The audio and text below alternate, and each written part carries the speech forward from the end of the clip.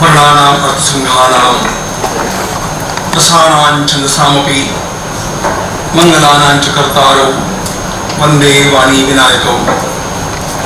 नमामि सद्गुरुं शान्तं सच्चिदानंद विग्रहं पूर्ण ब्रह्म परानंदं ईशवानंदी वल्लभं। प्रपन्न पारिजाताय तोत्रवेत्रैकपाणये ज्ञानमुद्राय कृष्णाय गीतामृतदुहे नमः। माधुर्य रसकल्लोलां शिवशक्तिरूपिणीं अमृतानुभवार्थाय वंदे ज्ञानेशनन्दिनीं। यस्य वेदमयी वाणी यस्य देवमयी तनुः यस्य ब्रह्ममयी दृष्टिः स गुरुः पातु मां सदा। समर्थः शंकराचार्यः विवेकानंद एव च एतेषां स्मरणान् नित्यम् आविर्भवति पौरुषम्।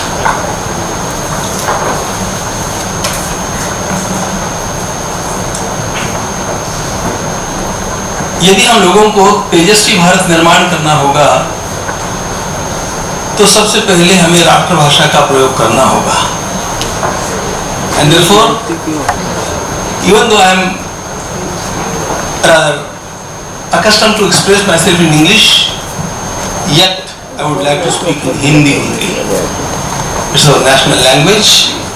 And जब हम लोग भारत के बारे में चर्चा कर रहे हैं तो हम लोगों को हमारी ये बात हिंदी सब समझते हैं ना? Anybody who doesn't understand Hindi? Okay.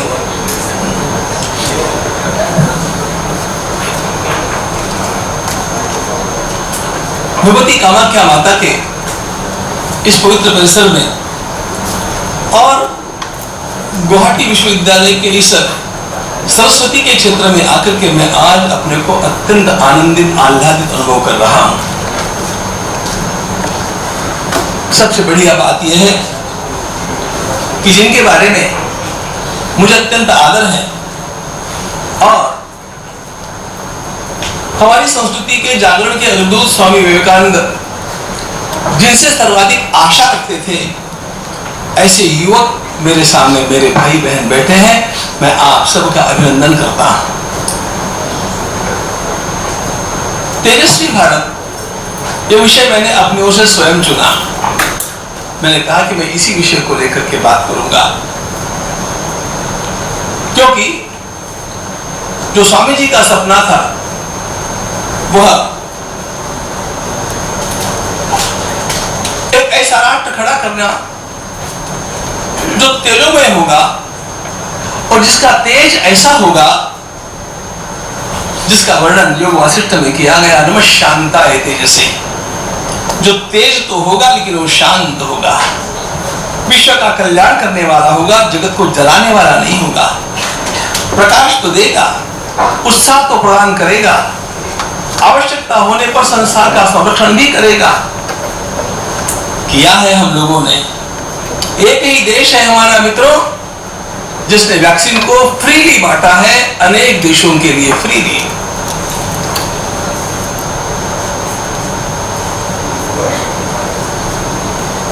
विश्व के सभी लोग हमारे भाई बहन हैं और इसलिए उनकी जो सेवा हम कर सकते हैं वो हमें करनी चाहिए। यह संदेश हम लोग चरितार्थ कर रहे हैं और यही हमारी भारत की प्रकृति रही है। लेकिन इस प्रकृति को कुछ दिनों तक भुला दिया गया और हमारे देश के साथ, हमारे देश की संस्कृति के साथ एक बहुत बड़ी ऐसी खिलवाड़ हुई। There were so many mischievous people who are bent upon breaking India. Bharat के टुकड़े टुकड़े होने चाहिए, ये देश बढ़ जाना चाहिए, ये देश समर्थ नहीं रहना चाहिए, ऐसा सोच करके। और अभी से नहीं मित्रों, लगभग 125 वर्षों से प्रयास चल रहे हैं कि भारत अखंड न रहे, भारत टुकड़े टुकड़े में बढ़ जाए, भारत विभाजित हो जाए, भारत सामर्थ्य रहित हो जाए। और यह करने के लिए जो जो हथकंडे अपनाए गए उन सब का वर्णन करने का समय आज नहीं है, लेकिन कभी आप समय निकाल करके राजीव जी मल्होत्रा की ब्रेकिंग इंडिया को पढ़िए। ब्रेकिंग इंडिया को पढ़ने पर आपको पता चलेगा कि किस प्रकार इस देश को तोड़ने के लिए जो कारस्तान आरंभ हुए, जो षड्यंत्र आरंभ हुए, उनका आरंभ लगभग 125-150 वर्षों पहले हो चुका था। ये देश प्राचीन काल से सारे संसार का आकर्षण केंद्र रहा है। किसी भी देश में लोग इतना प्रवास करके नहीं जाते रहे जितना भारत में आते रहे। भारत सोने की चिड़िया कहलाता था। भारत अत्यंत समृद्ध देश था। यह हमारा देश ज्ञान विज्ञान का भंडार था। सर ने बतलाया अभी कि वे विज्ञान के पुरुष हैं। विज्ञान के क्षेत्र में भी भारत ने जो खोजें दी है वे सर्वाधिक महत्वपूर्ण है। इस जीरो का अन्वेषण किसने किया? ये भारत ने किया है। संसार को भारत ने जीरो दिया। संसार को भारत ने जिन डिस्कवरीज का श्रेय हम लोग गैलीलियो आदि को देते हैं, न्यूटन आदि को देते हैं, वो गुरुत्वाकर्षण की खोज भारत ने की। संसार को ऐसे ही मानता रहा था कि यह पृथ्वी गोल नहीं है, यह पृथ्वी सतही है, सपाट है। और प्राचीन लगभग 5000 से अधिक वर्षों पूर्व से भारत में शब्द ही है भूगोल। हम भूगोल शब्द का प्रयोग करते हैं। लोग तो ऐसे ही सोचा करते थे कि अरे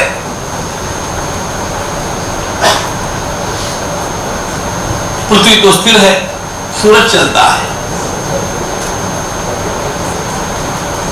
सूरज स्थिर है पृथ्वी की तुलना में और पृथ्वी उसकी परिक्रमा करती है। यह खोज भारत को हजारों वर्षों पूर्व थी। ये सारी खोजें हम लोगों से छिपाई गई, जो कि संस्कृत भाषा में और हम लोगों में प्रचलित है, लेकिन विज्ञान के किसी भी समारोह में इन बातों को नहीं आने दिया गया। ऐसा क्यों किया गया? यह तो मैंने आपको एक नमूने के रूप में कुछ बताया है। ऐसा बहुत कुछ है, लेकिन ऐसा क्यों होता गया? ऐसा इसलिए होता गया तो कि एक अत्यंत बड़ा षड्यंत्र इस देश के विरोध में ऐसा चलता रहा कि इस देश को उठने नहीं दिया जाना चाहिए। इस देश को यदि सदा सदा के लिए गुलामी की मनोवृत्ति में रखना है तो इस देश की दो बातों का हरण कर लेना चाहिए। वह देश समाप्त हो जाता है जिसका आत्मविश्वास समाप्त हो जाता है, और वह देश समाप्त हो जाता है जिसका आत्मसम्मान अथवा आत्मगौरव समाप्त हो जाता है। स्वामी विवेकानंद महाराज को हम लोग आदर्श क्यों मानते हैं? इस देश के उत्थान के अग्रदूत उनको क्यों मानते हैं? स्वामी जी पहले पुरुष थे इस शताब्दी में जिन्होंने इस देश को आत्मसम्मान का बोध कराया, आत्मगौरव के साथ साथ आत्मविश्वास जगाया। विश्व के मंच पर जाकर के उन्होंने ये बात कही कि मेरा देश वो देश है जो सबका अत्यंत प्रेम से स्वीकार करता है। मेरा देश वो देश है जहां ऋषि मुनि प्राचीन काल से तो सृष्टि ये सृष्टि कहां से निर्माण हुई, यहां तक की खोज करने में मग्न थे। ये भारत ज्ञान प्रधान देश रहा है। इस नेशन ऑफ नॉलेज, भारत शब्द का अर्थ ही ऐसा है। भा माने आभा, ज्ञान की आभा, ज्ञान का प्रकाश, उसी में जो रत रहा है, उसी में जो मग्न रहा है, जिसने उसमें ही अपने को धन्य माना है, ऐसा ये एक देश है।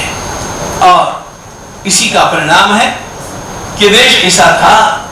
इस देश की शिल्प कलाएं ऐसी थी, इस देश की सभी कलाएं ऐसी थी जिसकी तुलना संसार में किसी के साथ नहीं की जा सकती। अभी भी जाकर के दक्षिण भारत के मंदिरों को आप देखेंगे तो आश्चर्य होता है। बृहदीश्वर का मंदिर खड़ा है जिसकी कोई नींव ही नहीं है। मीनाक्षी माता का गोपुरम कैसे बना होगा इसकी कल्पना ही करते रह जाए। राम सेतु का अस्तित्व है ही नहीं ऐसा लोग मानने लग गए थे और अदालत में जाकर के ये एफिडेविट देने लग गए थे कि राम कथा काल्पनिक है। लेकिन नासा ने जब राम सेतु नाम का नाम उसका कुछ भी हो, भगवान श्री राम ने उसको राम सेतु नाम नहीं दिया था, नर सेतु नाम दिया था। नर कार्यकर्ता था, कार्यकर्ता का सम्मान होना चाहिए, इसलिए वाल्मीकि रामायण इज कॉल्ड नर सेतु। लोगों ने उसको राम सेतु कहा, लेकिन उसके होने के प्रमाण यह सब हमारे देश के उस समय की वैज्ञानिक प्रगति की निशानियां हैं। ये देश एक और तो अध्यात्म में भी और दूसरी ओर सभी प्रकार के ज्ञान विज्ञान में प्रवीण, और इस ज्ञान विज्ञान के बल पर आप लोगों को पता है कि यहाँ पर विश्व भर के लोग, विश्व भर के छात्र अध्ययन के लिए आते थे।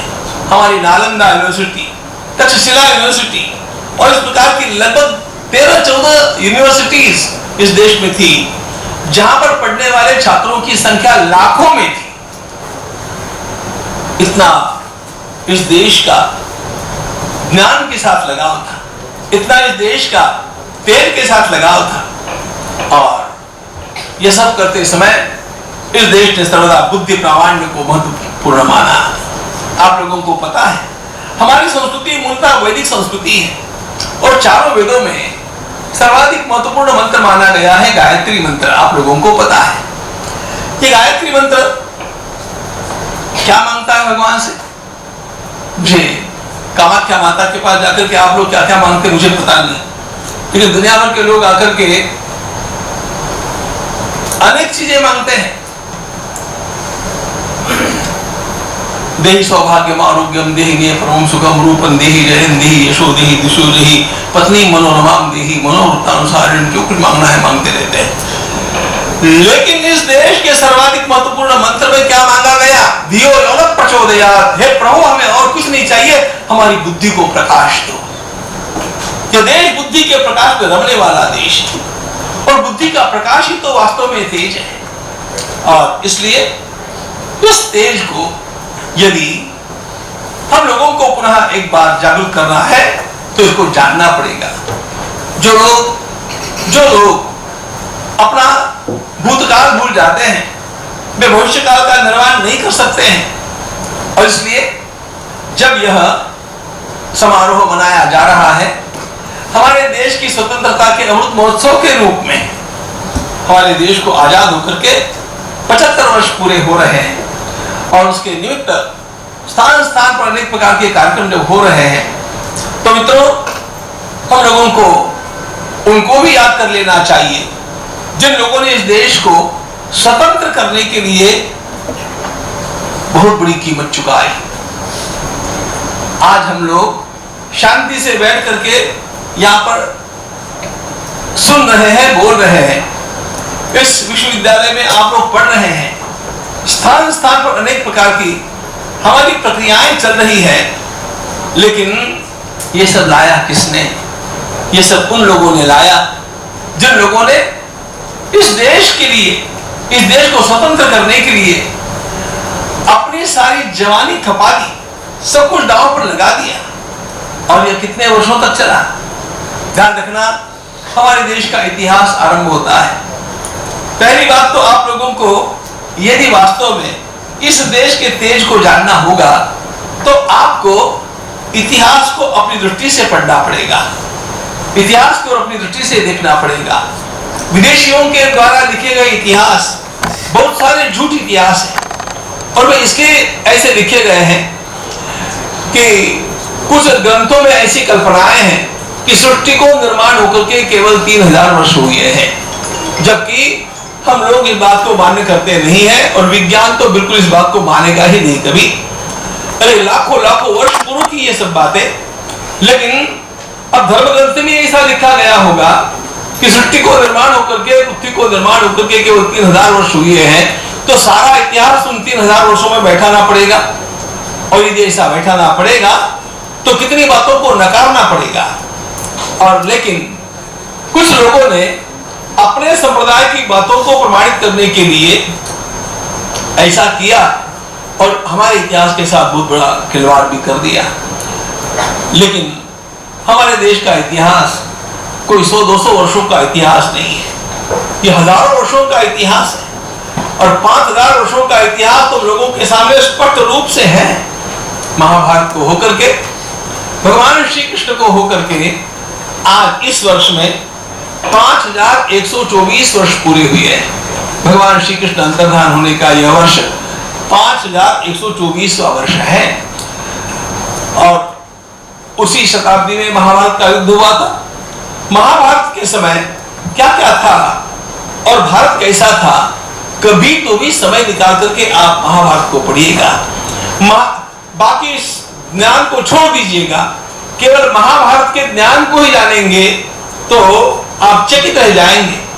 मुझे बड़ा एकदम याद आ रहा है कि परसों ही हमारे विदेश मंत्री श्रीमान जयशंकर जी की एक पुस्तक प्रकाशित हुई है और उसमें उन्होंने कहा है कि यदि सोचने का सही तरीका, निर्णय लेने का सही तरीका सीखना हो तो महाभारत का ही अध्ययन करना पड़ेगा। हमारा विदेश मंत्री ये कहने लग गया है, ध्यान रखना।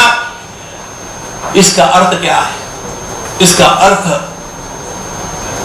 हमारे महाभारत में जो कुछ धन छिपा हुआ है वो अद्भुत है। उसमें क्या क्या है ये कहना भी आज का मेरा विषय नहीं है, किंतु उस समय हमारे देश की नदियां, उस समय के हमारे पर्वत और वे संपूर्ण भारतवर्ष के पर्वत। और ये भारतवर्ष कैसा वर्ष? गायन्ति देवा किल गीतकानि धन्या तु ये भारत भूमि भागे स्वर्गापवर्गास्पद हेतु भूते भवन्ति भूयः पुरुषा सुरत्वात्। हमारे पुराण कहते हैं कि यह भारतवर्ष कैसा वर्ष है। गायन्ति देवा किल गीतकानि, स्वर्ग में बैठे हुए देवता गुणगान करते हैं कि धन्य है वो लोग जिन्होंने भारत में जन्म लिया है। और हम भी चाहते हैं कि हमारे जो पुण्य शेष होंगे उन शेष पुण्यों का भुगतान करने के परमात्मा हमें स्वर्ग में न रखें, अब भारत में भेज दे और भारत में जन्म लेकर के हम लोग अपने जीवन को पुनः उत्थित करें। यह सब कुछ हम लोगों को हमारी परंपरा ने सिखाया। इतना आदर, इतना लगाव, इतनी आत्मीयता इस भूमि के साथ हमारे सारे पूर्वजों की रही और यह भूमि उसी प्रकार का सब कुछ देती भी रही। उस भूमि को 5000 वर्षों में ईसा की 5वीं सदी तक किसी प्रकार का कोई संकट देखना नहीं पड़ा। ये सुजलाम सुफलाम इस प्रकार की सारे संसार का पोषण करने वाली और सारे संसार को अत्यंत प्रेम के साथ आतिथ्य करके यहां पर बसाने वाली भूमि रही। 6वीं सदी के पश्चात इसके ऊपर आक्रमणों का आरंभ हुआ। उन आक्रमणों की ओर मैं बहुत जाऊंगा नहीं मित्रों, लेकिन इन आक्रमणों का इतिहास बड़ा झूठा लिखा गया है। यह भी हम लोगों के ध्यान में होना चाहिए। मैं उसका भी वर्णन लंबा नहीं करूंगा, लेकिन इतना अवश्य हम लोगों को ध्यान रखना चाहिए कि इस संपूर्ण प्रवास में कहीं कहीं इतिहासकार लिखते हैं कि भारत क्या देश है। भारत तो the history of India is the history of incessant defeats. No sir, it's not history of defeats, it's history of struggle. किस प्रकार का स्ट्रगल हमारे देश के लोगों ने आने वाली आपदाओं के विरोध में किया, इसको इतना ही देख करके आप समझ जाएंगे कि जहां जहां मुगलों का आक्रमण हुआ, पूरा इतिहास साक्षी है, पूरा इतिहास साक्षी है।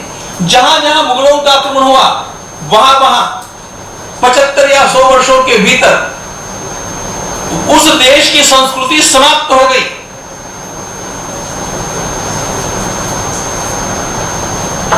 जिसे आप पर्शिया कहते थे ना, वो कहां गया? चला गया, वहां ईरान हो गया। सारे देशों की संस्कृतियां समाप्त करके मुगलों ने अपना प्रचार किया। ईरान, मिस्र, रोमा, ईरान, मिस्र, रोमा सब मिट गए जहां से, अब तक मगर है बाकी नामो निशा हमारा। कुछ बात है कि हस्ती मिट्टी नहीं हमारी।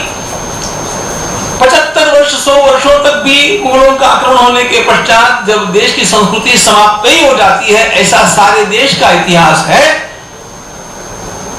सारे हिस्टोरियंस ने एक मत से लिखा है, the only exception is India.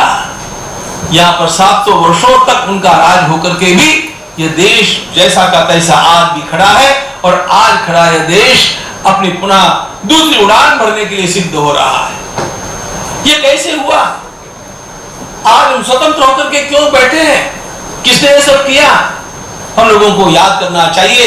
ये सब करने के लिए जहां से मूल प्रेरणा प्राप्त हुई उन छत्रपति शिवाजी महाराज को।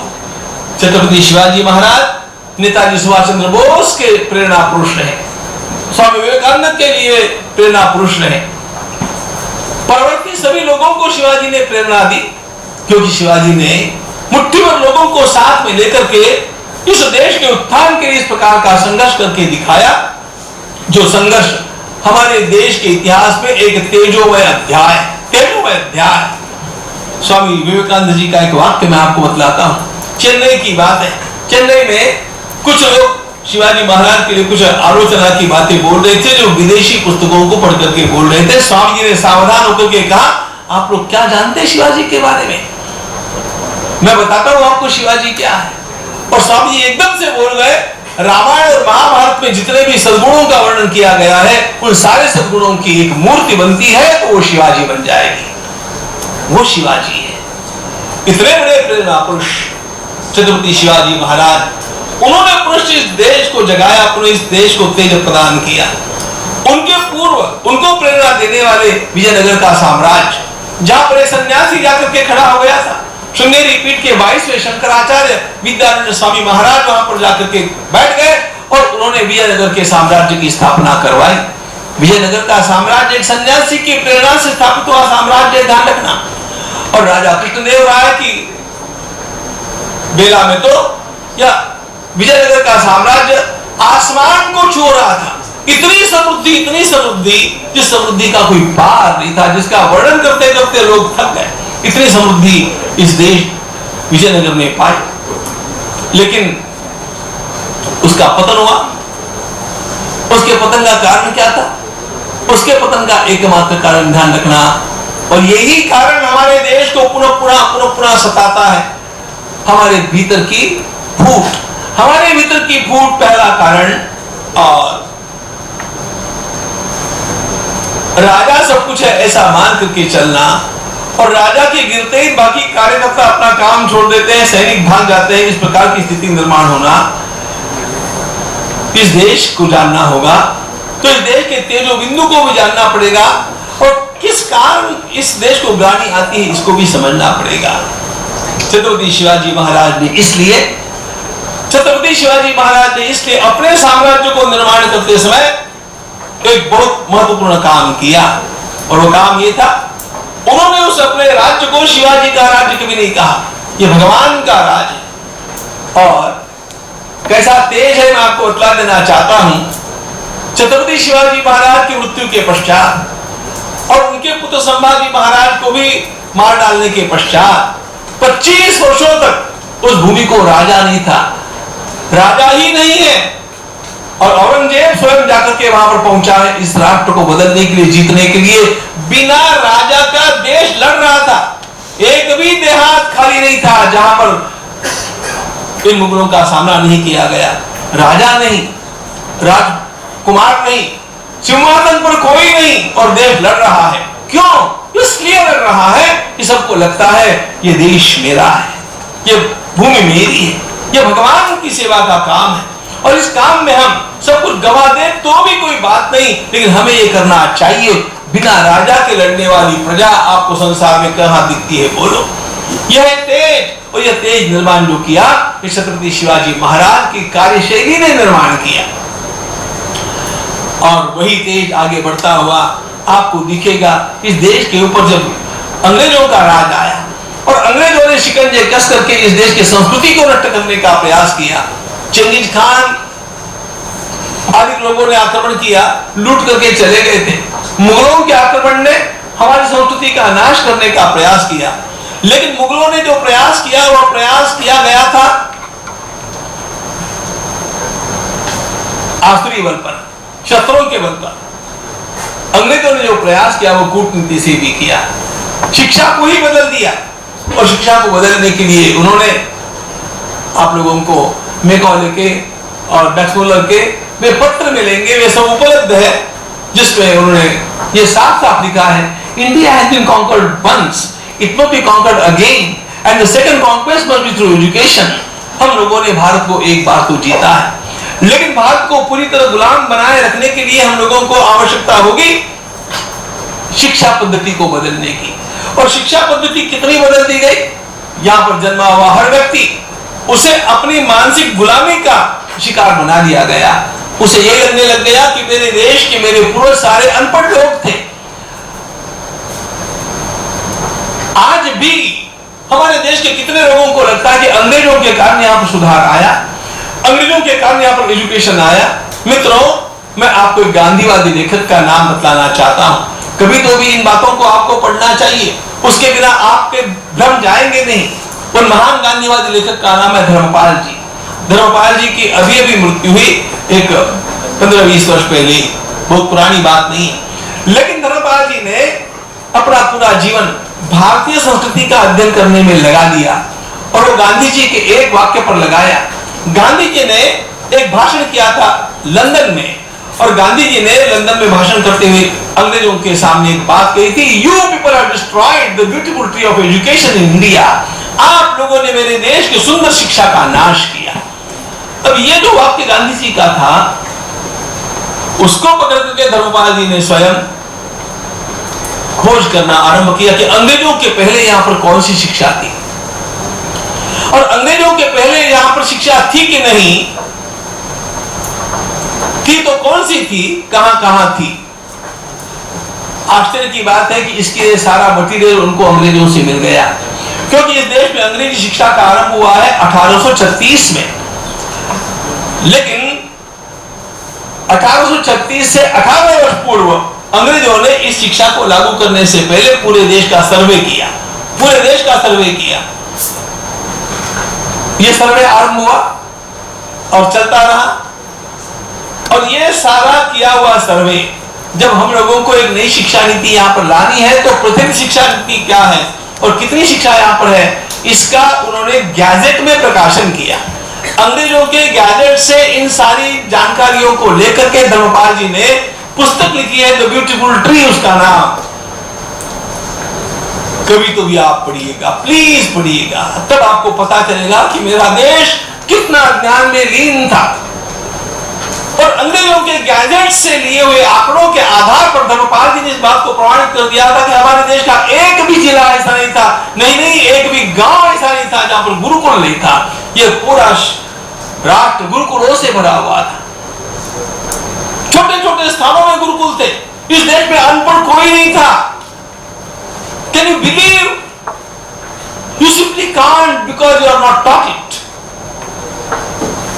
लेकिन ये सारा मैं अंग्रेजों के गैजेट्स कह रहा हूं, जिनको धर्मपाल जी ने संकलित किया है। मित्रों, ये पूरा देश शिक्षित लोगों का देश था, यह पूरा देश प्रामाणिक लोगों का देश था, यह शूरवीरों का देश था, यह वास्तव में भारत था।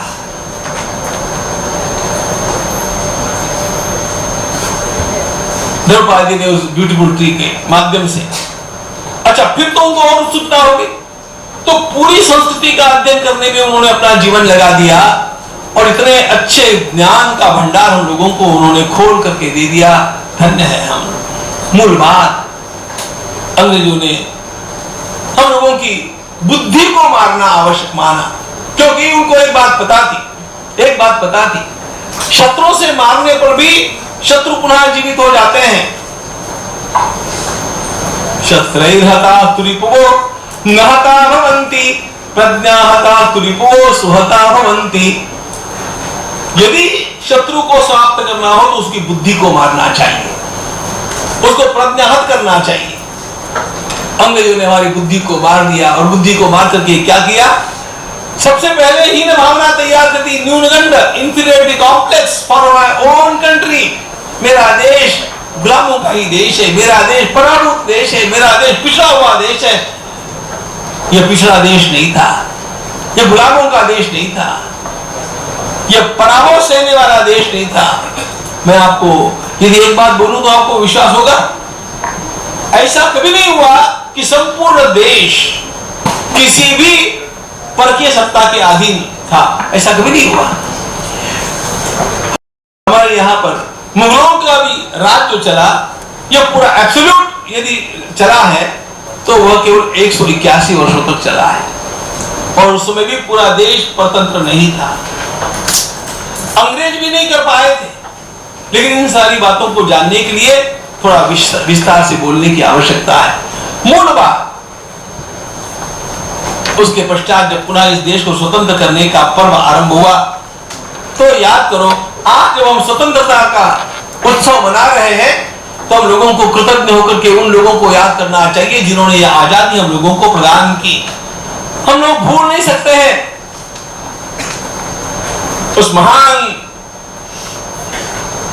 व्यक्तित्व को। ये कामाख्या का क्षेत्र है ना, तो पहले नाम उन्हीं का लेना चाहिए।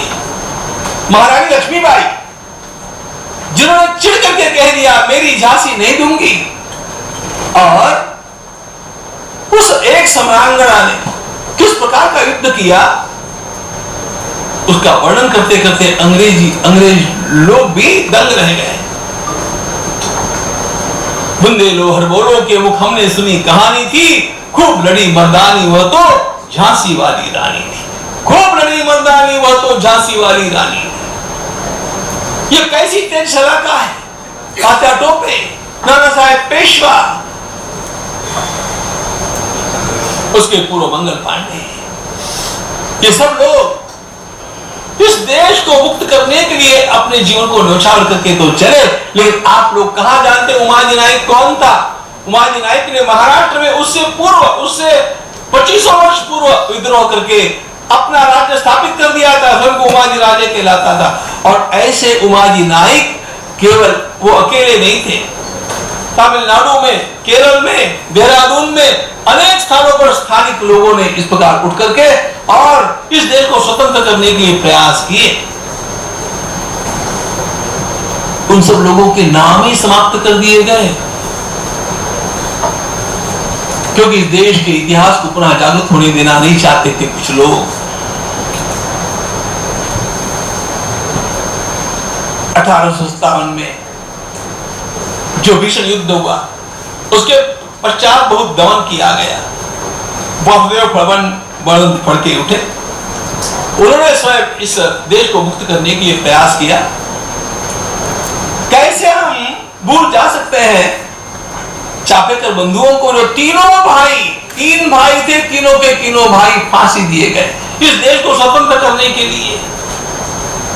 हम कैसे भूल सकते हैं उन युवकों को जिनके महान नाम सुखदेव, भगत सिंह, राजगुरु, इन लोगों ने हमारे लिए क्या क्या किया, इसको याद नहीं करेंगे तो हमारा अमृत महोत्सव कैसे मनाया जा सकता है?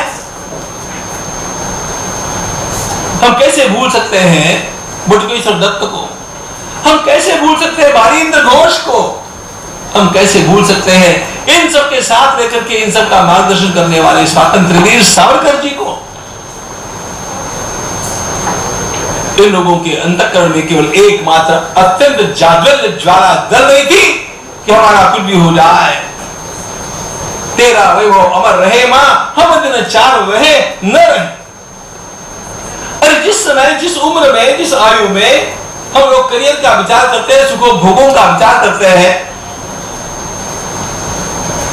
अपना जीवन एंजॉय करने की बातें करते हैं, उसी अवस्था में, उसी तरुणाई में इन सब लोगों ने प्रतिज्ञाएं की। किसके लिए प्रतिज्ञा की? यह प्रेरणा कहां से आई? इन सारी प्रेरणाओं का अत्यंत महत्वपूर्ण केंद्र रहा है वंदे मातरम। बंकिम बाबू का आनंदमठ उपन्यास। स्वामी विवेकानंद उनके पास आने वाले हर युवक को एक बार पूछते थे, तुमने आनंदमठ पढ़ी है? आनंदमठ पढ़ी है? आज भी हमारे देश के अनेक युवकों को पता नहीं कि आनंदमठ क्या है। आनंदमठ वो उपन्यास है जिस उपन्यास ने वंदे मातरम को जन्म दिया, और उस उपन्यास में स्वयं वो भारत माता पुकारती है, संतानों का आह्वान करती है कि मुझे बलिदान चाहिए। मैं मेरे देश के साथ प्रेम करता हूं, मैं मेरे देश को बहुत चाहता हूं, ऐसा कहकर के काम नहीं चलता है। इस देश को जंजीरों से मुक्त करने के लिए मैं क्या करने वाला हूं, यह विचार करना पड़ता है। और यदि मैं कुछ भी नहीं करने वाला हूं तो मैं इस देश से प्रेम करता हूं, यह कहना भी बेतुकी की बात हो जाती है। फांसी के फंदे झूलने वाले मदन लाल धिंगरा, राम प्रसाद बिस्मिल, ये कैसे लोग रहे इन सब लोगों ने। और ये तो मैंने आपके सामने सर मेरे ध्यान में आए वो नमूने के नाम बतलाए, ऐसे कितने ही नाम। इन नामों को याद करना आज इसके लिए भी आवश्यक है कि हम लोगों ने ऐसा माना है कि केवल हमने ये आजादी पाई है ना, चरखा चला के पाली है, चरखा चला करके आजादी नहीं मिलती है मित्रों। आजादी मिलती है शस्त्रों के बल से, आजादी मिलती है आत्म बलिदान करने से मिलती है। और ये आत्म बलिदान इन लोगों ने किया इस देश को स्वतंत्र करने के लिए। जिस व्यक्ति ने जो भी किया होगा वे सभी के सभी हमारे लिए आदरणीय है। लोकमान्य तिलक जी तो एक वाक्य कहा करते थे, देश की स्वतंत्रता के लिए अंग्रेजों के पैर छूने से लेकर के अपने जूते से अंग्रेजों के सिर फोड़ने तक जिसने जो काम किया है वो मुझे मान्य है और सबके लिए मुझे आदर है। अंग्रेजों के पैर छूने से लेकर अपने जूते से अंग्रेज का सिर फोड़ने तक जिसने जो काम किया होगा उन सब के लिए मेरे मन में आदर है। यही भावना हमारे भी मन में है। लेकिन दुर्दैव यह हो गया कि आजादी के पश्चात के 70 वर्षों में इन सब लोगों को भुला दिया गया, इन सब लोगों के नाम और निशान मिटाने का प्रयास किया गया। और सबसे हीन बात तो यह हो गई कि नेताजी सुभाष चंद्र बोस को भी भुलाने का भरपूर प्रयास कर लिया गया। मित्रों, हमारे देश की आजादी में अंतिम जलने वाली महानतम ज्वाला थी नेताजी सुभाष चंद्र बोस, वो तेजोमय पुरुष, जिस पुरुष ने इस देश को स्वतंत्र करने के लिए सर्वाधिक योगदान दिया है।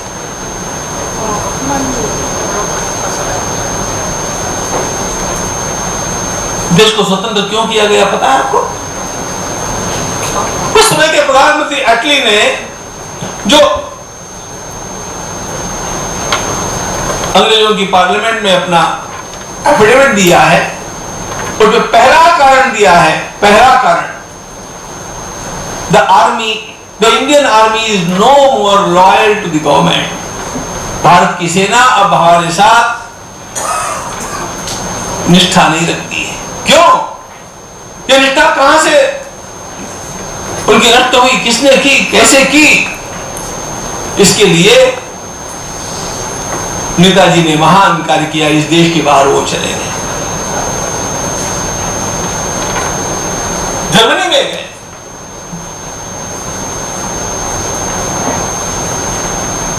वहां से जाकर के उन्होंने देश के लिए वातावरण तैयार करना आरंभ किया।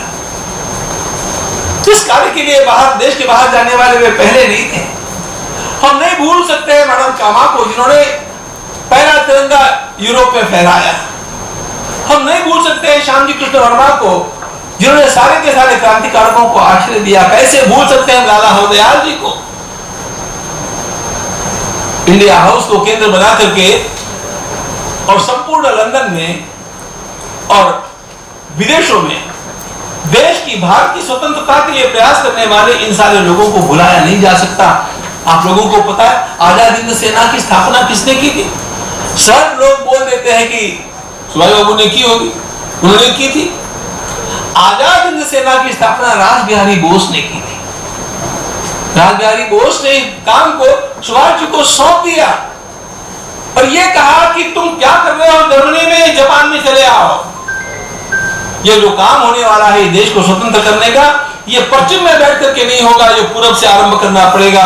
हम लोगों को बर्मा से आरंभ करना पड़ेगा। और ध्यान रखना, सुभाष बाबू उस बात को स्वीकार किया और 40,000 लोगों की और भारतीय लोगों की फौज खड़ी हो गई वहां पर।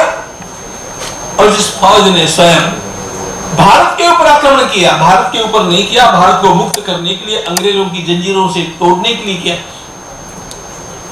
और परिणामतः अपने ही भाई देश के बाहर से भारत पर आक्रमण कर रहे हैं भारत को मुक्त करने के लिए। यह देख करके इस देश में भी जो अंग्रेजों के लिए लड़ने वाले भारतीय सैनिक थे उनके भीतर एक ग्लानि का भाव निर्माण हो गया कि नहीं, हम लोगों को भी गुलाम नहीं रहना चाहिए। और इसका सबसे बड़ा परिणाम तो इंडियन नेवी के ऊपर हो गया, जिसका रिफ्लेक्शन बंबई में मिलता है। लेकिन इन सारी बातों से डरी हुई ब्रिटिश सरकार ने इस देश को छोड़ने का निर्णय लिया। उनके ध्यान में आ गया था अब यहां से हम स्वेच्छा से नहीं जाएंगे तो भगाए जाएंगे, मारकर खत्म किए जाएंगे। इस देश का पहला प्रधानमंत्री कौन रहा, ऐसा यदि मुझे कोई पूछेगा तो मैं तो यही कहूंगा कि नेताजी सुभाष चंद्र बोस इस देश के पहले प्रधानमंत्री थे, क्योंकि उन्होंने घोषणा कर दी थी, स्वतंत्र भारत के राज्य की स्थापना कर दी, 9 देशों ने उसको मान्यता भी प्रदान कर दी थी।